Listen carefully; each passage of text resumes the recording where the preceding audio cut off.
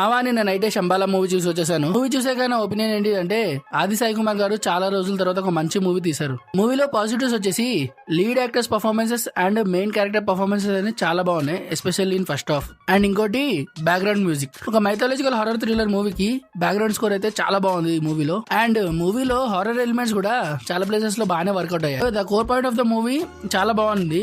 అంటే like horror elements చాలా build చేయడానికి చాలా స్కోప్ ఉంది. Coming to negatives, except lead actors and main characters performance వదిలేసి మిగతా వాళ్ళ పర్ఫార్మెన్స్ అన్ని చాలా ఆర్టిఫిషియల్ గా అనిపించాయి. అండ్ మూవీలో సెట్స్ ఏవైతే ఉన్నాయో అవి చాలా ఆర్టిఫిషియల్ గా ఉన్నాయి. లైక్ దాన్ని రియల్ గా చూపించాలని ట్రై చేశారు, కాకపోతే అది వర్క్ అవ్వలేదు. మూవీలో గ్రాఫిక్స్ అనేవి కొన్ని ప్లేసెస్ లో బాగున్నాయి అండ్ కొన్ని ప్లేసెస్ లో బాగాలేవు. And the main negative is మూవీలో హారర్ ఎలిమెంట్స్ స్టార్ట్ నుంచి ఎండ్ వరకు ఎంత స్ట్రాంగ్ గా బిల్డ్ చేస్తున్నారో కంక్లూజన్ అనేది కూడా అంత స్ట్రాంగ్ గా లేదనమాట.